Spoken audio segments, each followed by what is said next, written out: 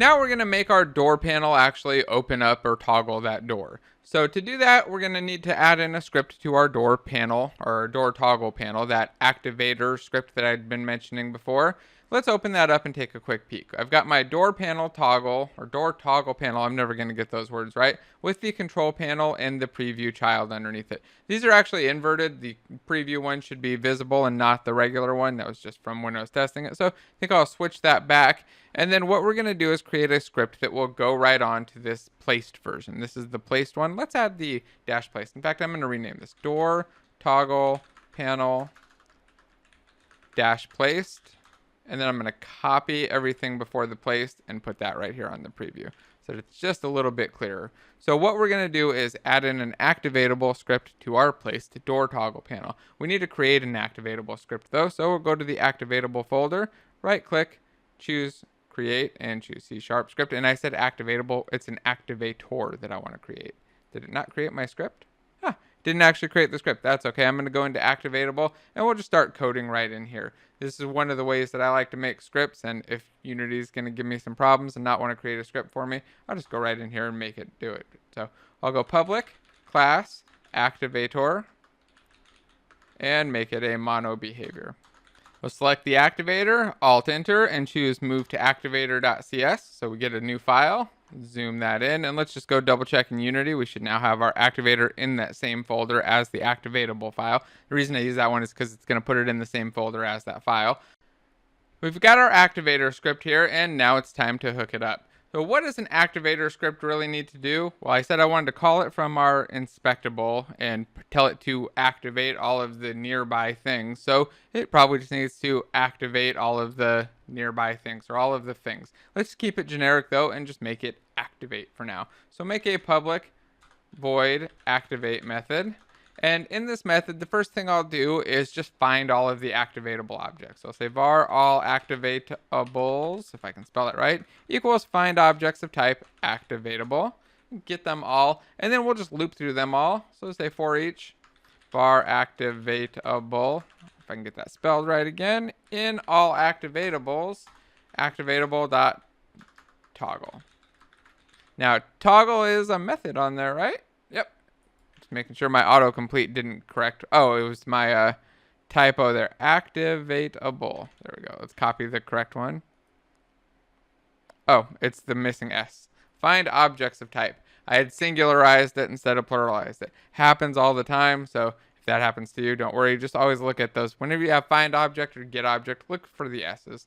It tends to be a big problem. All right, we've got them now. We should be able to build, and it should now allow us to activate all of the activatables in the scene by calling this activate method. Now, here's how we're going to hook this up, and trust me, this is going to get a lot more complex in a moment, but we're going to start off simple. Here's how it's going to work, though. We're going to go into our inspectable. So let's go to our placement. We've got our inspectable here, and we're just going to assign the activator's activate method to it. So first we need to add an activator to our component, or to our game object. Let's add an activator component, and then we'll drag the activator down here into the on inspection complete, and then call activator.activate. This is going to find all of the doors. So I'll change it to say toggle doors. I'll go back out of prefab edit mode now, save our scene. Let's hit play, place our toggle panel, and see if it opens up our doors. So we hit I. I'm going to go to inventory, summon up a control panel by adding one. Hit the place button. We'll drop it down. Hit escape. Walk over here. Inspect this thing. I need to reset my data. I've already inspected it. There, let's reset the data. Try one more time. I could also just go into my game data, which probably would have been an easier way to do it. Let's do that next time. We'll place this panel one more time, hit escape, walk over, inspect it, and look at that. We've got an error here. In fact, if I uncollapse it, we've got a lot of errors.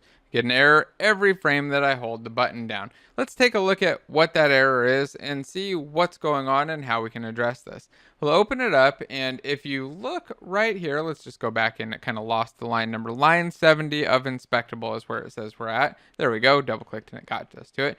It's saying that our data is null. So it was a null reference exception, but data is the only thing here that could be null. Time can't be null, and delta time can't be null. So data is missing. And if you think about this for a moment, let's just take a quick look at our object. We've got our placeable object, our door panel that's placeable, and underneath our door panel that's placeable, we have our inspectable script. Our inspectable script has that data object on it, and that data object, let's see where that gets set again.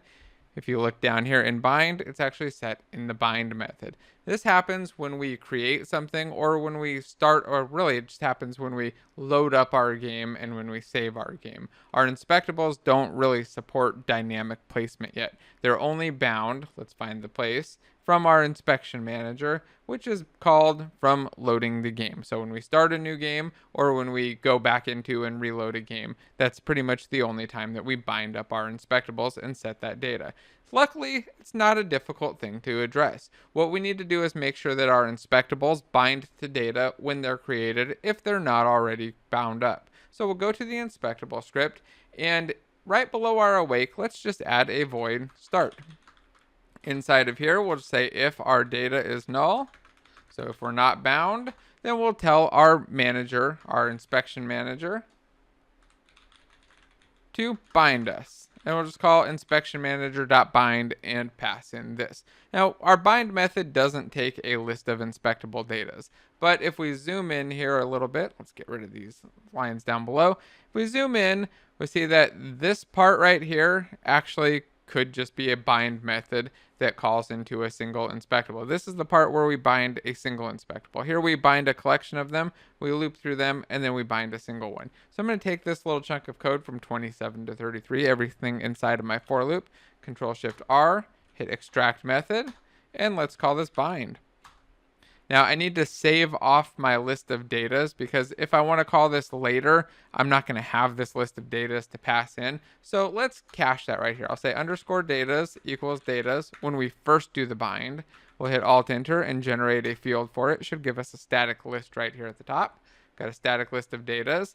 Then I'm going to remove the references to datas down below in this bind method. So I'll make it no longer be a parameter that we pass in.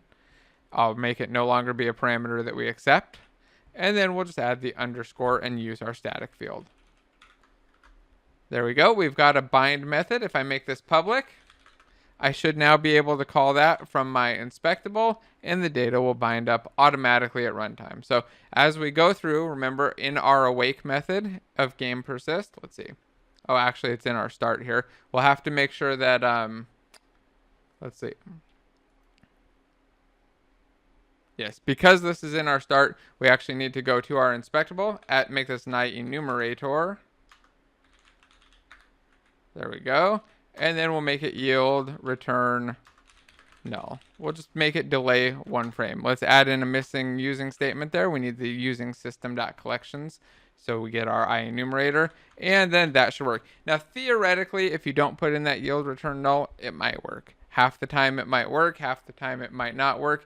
What's going to happen is in our game persistence, if the load game method gets called after this thing, then it's not going to work. If load game gets called after this inspectable, it's not going to work. If it gets called before, then it will work. And I mean, technically, the more I think about it, yeah, because our pre-placed placeables would end up trying to call into it and throw an exception, and we don't want that to happen. If we have or our pre-placed inspectables, let me get my word out, would cause an error if we didn't have this check here and we didn't wait one frame. And again, this just makes this a coroutine and delays this by one frame. So our start method will be called one frame later, just to make sure that our game persistence is already done, because we don't have any tighter loop control over it yet. So waiting one frame will work perfectly. All right, let's stop that, or I guess let's start playing, go in and try it out again. Make sure that we can inspect, have that door open, and have that door, well, it's not going to close again, but we'll have it open. Let's summon a control panel. Let's pop up that inventory again, and we'll place it. Actually, before we place it, though, let's go to game persist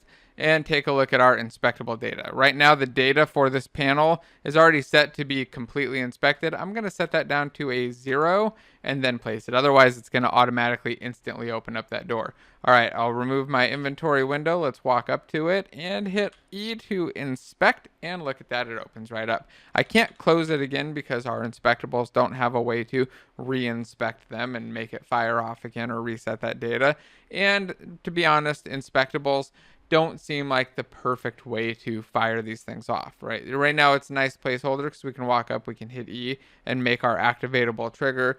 But realistically, our inspectables are starting to be, inspectables are starting to be more like an interactable, starting to do more than one thing. So we've got a decision to make here. We need to either modify our inspectable system, make it support these things and maybe become some sort of an interactable system, or create a new interactable system for this. Or I guess the third option would be to just make the activator handle all of this. So the activator looks for inputs, pops up text and all that stuff. I want you to just think a little bit about what the options are and what you would do. And then in the next sections, we're going to dive into that a lot deeper. And I think it'll be a lot of fun, but I want you to just think about it before we get started and kind of come up with the solutions that you think might work and the positives and negatives of all of them. For now, though, let's stop playing, go into collaborate, make sure that I've saved my scene, and say that we added the Activator script.